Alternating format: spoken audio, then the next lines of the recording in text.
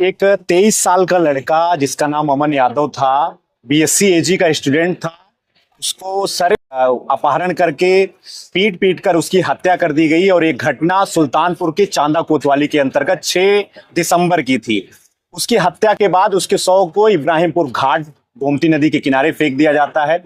उसके 48 घंटे के बाद उसका अंतिम संस्कार होता है। शासन प्रशासन उसके अंतिम संस्कार को कराने के लिए जो है पूरी जद्दोजहद करता है, लेकिन परिजन इस बात पर अड़े रहे कि उसके परिवार के साथ न्याय किया जाए। अमन यादव की हत्या के करीब 1.5 महीने बीत चुके हैं। उस मामले में अभी तक जो है कानूनी तौर पर कितना न्याय परिवार को मिला है, उसकी 5 मांगे थी। किसी मांगों पर प्रशासन की ओर से अभी अमल नहीं किया गया है। ना तो किसी प्रकार की उसकी मदद की गई है आर्थिक रूप से, ना ही जो है परिजनों की ओर से एनकाउंटर की बात कही गई थी, वो भी नहीं किया गया है। परिजन मांग किए थे कि उसको जमीन उपलब्ध कराई जाए, एक सरकारी नौकरी उपलब्ध कराई जाए, लेकिन अभी तक प्रशासन की ओर से जो भी मांगे पर बात बनी थी अंतिम संस्कार के लिए, अभी उसको पूरा नहीं किया गया है। हमारे साथ सुल्तानपुर जनपद के ही वरिष्ठ अधिवक्ता रवि शुक्ला जी हैं। आप इस मामले में अमन यादव परिवार के साथ उनके अधिवक्ता भी हैं, और हम इनसे जानेंगे कि उस मामले में अभी तक कानूनी तौर पर न्याय कहां तक पहुंचा है। बहुत बहुत सर आपका स्वागत है। धन्यवाद अंजलि जी। अमन यादव की हत्या के करीब 1.5 महीने बीत चुके हैं। उसमें लोग जानना चाह रहे हैं कि हत्या क्यों की गई, और अभी तक पुलिस की ओर से क्या कार्रवाई की गई है। पुलिस वाले भी उस घटना में एक तरीके से शामिल माने जा रहे थे, क्योंकि परिजन उनके पास गए न्याय के लिए कि उसको बचाया जाए, लेकिन उनका ये कहना था कि जिस व्यक्ति ने अमन यादव को हत्या की है या उसका अपहरण किया है, वो उनको छोड़ेगा नहीं। पुलिस वालों का ये साफ शब्दों में परिजनों ने आरोप लगाया था। उसके बाद परिवार जो है प्रशासन से भी शिकायत करता है, थाना भी सस्पेंड किया जाता है। देखिए, अमन यादव के परिजनों के प्रति मेरी गहरी संवेदना है, पहली चीज तो ये। दूसरा कि पुलिस प्रशासन को जो भी नियमानुसार कार्रवाइयां हैं जी उनको करना चाहिए, जी। और कानूनन जितना हो सके जो लॉ परमिट करे उसके अकॉर्डिंग उनको कानून सम्मत पूरी कार्यवाही मुलजमानों के विरुद्ध की जानी चाहिए जी। और दिनांक 26/1/2026 को जी 21/1/2026 को अभियुक्त विजय यादव की जमानत जनपद न्यायाधीश महोदय जनपद सुल्तानपुर द्वारा निरस्त की जा चुकी है, जिसमें मैं अमन के परिजनों का अधिवक्ता हूं। अच्छा। और अमन के परिजनों द्वारा जो मुकदमा लिखाया गया था उसकी पैरवी में कर रहा हूं, और मैं इस बात के लिए आश्वस्त कर रहा हूं आपको भी और अमन के परिवार वालों को के लिए भी कि जितनी ज्यादा से ज्यादा सजा हो सकेगी मैं दोषियों को दिलाऊंगा, और पूरी निष्पक्ष पैरवी, पूरी निष्ठा और ईमानदारी के साथ कानून में जितना भी दंड का प्राविधान होगा जी, वो उनको जो है दंडित करवाने का पूरा प्रयास न्यायालय के माध्यम से और कानून के माध्यम से हम पूरी तरीके से करेंगे। और उसी कड़ी में एक मुलजिम विजय यादव की जमानत 21 जनवरी को खारिज की गई है, जिसकी हमने पैरवी की थी, और भविष्य में भी और अच्छी पैरवी, प्रभावी पैरवी करने का प्रयास करें। चलिए, पूरी घटना में 10 लोगों के खिलाफ नामजद एफआईआर हुआ था, उसमें एक महिला भी शामिल थी। कई दिनों बाद पुलिस जो है उसमें सबकी गिरफ्तारी कर पाई। कुछ लोग फरार चल रहे थे और जो है कोर्ट में आकर उन्होंने सरेंडर भी किया।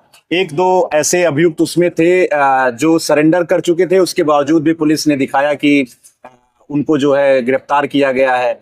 हाफ एनकाउंटर की भी बात सामने आई थी। 10 लोगों का जो नामजद एफआईआर इसमें शामिल हुआ है, उसमें लीगल प्रोसीडिंग कहां तक पहुंची? लीगल प्रोसीडिंग ये है कि 21 जनवरी को जो आर्गुमेंट हुई थी जज साहब के यहाँ, उस समय एक तथ्य सामने आया था कि जहां तक पुलिस द्वारा सारे मुलजमानों के विरुद्ध आरोप पत्र संबंधित न्यायालय में प्रस्तुत करने के लिए समय नहीं मांगा गया है। आरोप पत्र प्रस्तुत करने के लिए जो है तैयारी कर ली गई है, और चार्जशीट जो है वो तैयार कर ली गई है, ऐसा प्रकाश में आया था। लेकिन अभी तक संबंधित विवेचक अथवा सीओ साहब अथवा संबंधित विवेचनाधिकारी द्वारा आरोप पत्र माननीय न्यायालय के समक्ष प्रस्तुत नहीं किया गया। लेकिन जैसा कि आपने कहा हाफ एनकाउंटर और एनकाउंटर, तो ये बड़ी दुखद घटना तो ही है, एक ब्रूटल मर्डर है। बिल्कुल बिल्कुल, पूरा जिला ये जानता है कि ब्रूटल मर्डर है, और डिसीज को, अमन यादव को मुलजमानों द्वारा एक अपहरण किया गया, किडनैप किया गया, और इतना ब्रूटल मर्डर, ये मतलब एक जो मैं ये कह सकता हूं कि जघन्य से जघन्यतम अपराध की श्रेणी में आने वाला बद है, बिल्कुल ना। तो ये एक ब्रूटल मर्डर था, जिसको मैं तो ये शासन से मांग करूंगा, माननीय मुख्यमंत्री जी से मांग करूंगा जी कि ऐसे अपराधों पर एक कड़ी कार्रवाई होनी चाहिए, और वो जो है पूरे प्रदेश में नजीर एक नजीर बने और प्रमाण बने। और इसकी इस पर्टिकुलर केस में जो मैंने आपने जिक्र छेड़ दिया है, तो एक चीज और जान लें आप कि पोस्टमार्टम रिपोर्ट को जब मैंने देखा अमन यादव की जी, तो वो एक ब्रूटल मर्डर है। नंबर ऑफ इंजरीज को देखने के बाद और नंबर ऑफ असाल्ट जो मैनर ऑफ असाल्ट था, नंबर ऑफ इंजरी थी, उसको देखने के बाद ये लग रहा था कि एक मतलब नृशंस हत्या है, ब्रूटल मर्डर है।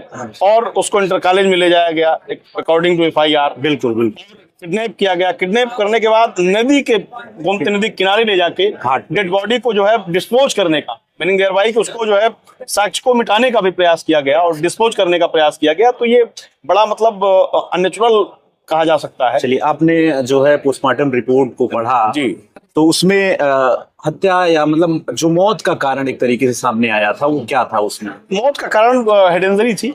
हेड इंजरी थी और जो है जो प्राइमा भी दिखा था, मैं बहुत स्पष्ट फाइंडिंग पर नहीं आ सकता हूं, लेकिन जो प्रथम दृष्टया देखने में और जो है सुनने में लगा, वो ये लगा कि हेड इंजरी है और number of assault manner of assault और नंबर ऑफ इंजरी वो वाइटल पार्ट पर ज्यादा इंजरी थी। वाइटल पार्ट मीनिंग दे भाई कि जो बिल्कुल मर्म स्थल पर बहुत चोटें थी, और वो चोटें जो है वो बहुत मतलब गंभीर प्रकृति की थी। डॉक्टर की फाइंडिंग भी आई है उसमें कि चोटें जो है बहुत गंभीर ग्रेवियस इंजरी है। चलिए, परिजन आरोप लगाते हैं कि जैसे ही उनका बेटा जाता है और कुछ देर में वो वापस नहीं लौट के आता है, तो उसको ढूंढने के लिए परिजन वहां जाते हैं। उनको बाजार में एक दुकान पर CCTV फुटेज में अमन यादव दिखता है कि कुछ लोग गाड़ियों से जबरदस्ती उसको उसमें जो है अपहरण करने का प्रयास कर रहे हैं, और परिजन वापस जो है चांदा कोतवाली जाते हैं। वहां कहते हैं कि इस तरीके की घटनाएं हुई हैं और उनको उस विद्यालय की ओर ले चलिए जहां पर ये घटना हुई है। पुलिस वालों के ऊपर आरोप लगाया जाता है कि ये लोग जो है एक तरीके से मिले हुए थे, इनको जानकारी थी, और अब उनके बच्चे की हत्या होने में ये लोग एक तरीके से सहायता की है। सही समय पर पुलिस पहुंचती तो उसको बचाया जा सकता था। मेरा मानना है कि पुलिस की नेग्लिजेंसी है और पुलिस का फेल्योर है। बिल्कुल पुलिस की मेजर नेग्लिजेंसी है और पुलिस का टोटल फेल्योर है। ये ऐसा नहीं होना चाहिए जहां हर किलोमीटर पर CCTV फुटेज लगे हों और डिसीज के परिवार वाले इस तरीके से आके रिक्वेस्ट करें, गिड़गिड़ाएं, बिल्कुल साहब मेरे बेटे को किडनैप कर लिया गया है, और जिस स्थान पर किडनैप किया गया और जिस स्थान पर ले जाके किल किया गया उसको जी ब्रूटल मर्डर किया गया जी, तो ये तो टोटली पुलिस का फेल्योर है और मेजर नेग्लिजेंसी है। और मुझे लगता है कि पुलिस को जो है इस पर विचार करना चाहिए और पुलिस को सोचना चाहिए। ये तो बिल्कुल दुखद है। चलिए, परिजनों ने आरोप लगाया, कप्तान जो सुल्तानपुर के अनुपम सिंह जी, उन्होंने थाने के इंचार्ज को और 1-2 सिपाहियों को सस्पेंड किया। यही इतनी सजा होती है अगर देखा जाए कानूनी तौर पर? मेरा अपना मानना है कि पुलिस अधीक्षक महोदय ने जो दंड दिया वो कम है। मेरा अपना मानना है कम है, क्योंकि एक ब्रूटल मर्डर है। बिल्कुल ब्रूटल मर्डर है, और SP साहब पुलिस अधीक्षक महोदय सुल्तानपुर ने जो दंडित करने का काम किया है वो कम है, और इन सब के लिए और अलग से दंड होना चाहिए। और मेरा तो अपना मानना है कि में भी कुछ प्रावधान है, कानून में प्रावधान है, और पुलिस रेगुलेशन एक्ट ये कहता है कि अगर अपनी लायबिलिटी पुलिस अगर नियमानुसार नहीं कर रही है उसका सस्पेंशन होना चाहिए, उसका टर्मिनेशन होना चाहिए। बिल्कुल शासन की मंशा भी यही है। जीरो टॉलरेंस की जो जीरो टॉलरेंस नीति और माननीय मुख्यमंत्री जी या संबंधित अधिकारी करते हैं, तो उसका कंप्लायंस कहाँ हो रहा है, उसका इम्प्लीमेंटेशन कहाँ हो रहा है? नहीं हो रहा है। तो SP सुल्तानपुर का केवल लाइन हाजिर कर देना ये कम है। मेरा तो अपना मानना यह है कि उनका सस्पेंशन होना चाहिए और उनकी नेग्लिजेंसी के संबंध में जांच बैठाई जाए। बिल्कुल और उसकी इन्वेस्टिगेशन की जाए। क्या उनका इन्वॉल्वमेंट घटना में है कि जहां परिजन ये कह रहे हैं कि साहब उस CCTV फुटेज में मैंने देखा है और इतना बड़ा आरोप लगाए, और उस आरोप की तह तक जांच होनी चाहिए, एक फेयर इन्वेस्टिगेशन होनी चाहिए। बिल्कुल। और ये जरूरी नहीं है हमेशा अपराध करने वाले अपराधी से ज्यादा अपराध को जो अंजाम अपराध करने वाले अपराधी से ज्यादा जो उस कॉन्स्पिरेसी में सामने। मेरा तो अपना मानना यह है कि अगर आप जैसी बात कर रहे हैं तो कहीं न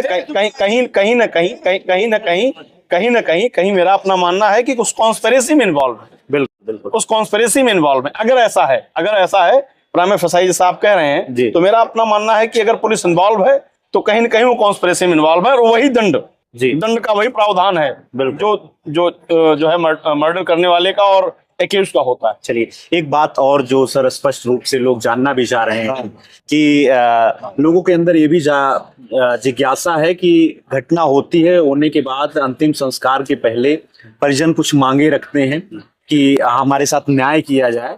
उन मांगों पर भी किसी विधिक रूप से अगर प्रशासन उस समय पर अंतिम संस्कार 100 का करवा देता है, उन मांगों पर अगर प्रशासन अमल नहीं कर रहा है, तो क्या पीड़ित के परिवार की ओर से भी किसी प्रकार की विधिक संरक्षण उसको? विधिक संरक्षण ये है कि जो भी हम लोग इतनी ही मदद कर सकते हैं कि उनका हम जो है पारदर्शिता के साथ अथवा निःशुल्क, ऐसा कोई अगर पीड़ित पक्ष है जी, उसके लिए निःशुल्क हम उसकी पैरवी कर सकते हैं। और जहां तक शासन की मंशा क्या है इस संबंध में, उनको क्या कंपनसेशन मिलना चाहिए, क्या उनको क्षतिपूर्ति मिलनी चाहिए, अब ये तो शासन तय करेगा। और सरकार के क्या मानक हैं, उसके क्या पैरामीटर हैं, अगर शासन की अपनी कोई मंशा होगी, शासन का कोई जो है क्राइटेरिया होगा, वो फुलफिल करते होंगे डिस्ट्रिक्ट के परिजन और पीड़ित परिवारजन, तो सरकार उनको देगी। लेकिन जहां तक मेरा मानना यह है कि ऐसे नियम है जी कि उनको वेपन दिए जाने चाहिए, लाइसेंसी वेपन दिए जाने चाहिए, एक सुरक्षा प्रोटेक्शन उनको फुली प्रोटेक्शन दिया जाना चाहिए, और फाइनेंशियल रूप से, आर्थिक रूप से जो है मदद मिलनी चाहिए। और मुख्यमंत्री राहत कोष इसीलिए बना है, प्रधानमंत्री राहत कोष इसीलिए बना है। तो सरकार के पास तो बहुत ऐसे सोर्सेज हैं जिनसे वो उनकी मदद कर सकती है, आर्थिक और जो है आर्थिक रूप से मदद की जा सकती है उनके द्वारा, और प्रोटेक्शन भी दिया जा सकता है। ठीक है, तो आज हमारे साथ वरिष्ठ अधिवक्ता रवि शुक्ला जी थे। आप अमन यादव हत्याकांड में पीड़ित परिवार के जो है अधिवक्ता हैं, और अमन यादव के प्रकरण में अभी तक लीगल प्रोसीडिंग कहां तक पहुंची है, कानून जो है अमन यादव को, उनके परिवार को अभी तक न्याय कहां तक दिला पाया है, इस विषय पर जानकारी दे रहे थे। आपने सर समय दिया, आपका बहुत बहुत धन्यवाद। धन्यवाद, बहुत बहुत धन्यवाद, आपका भी बहुत धन्यवाद।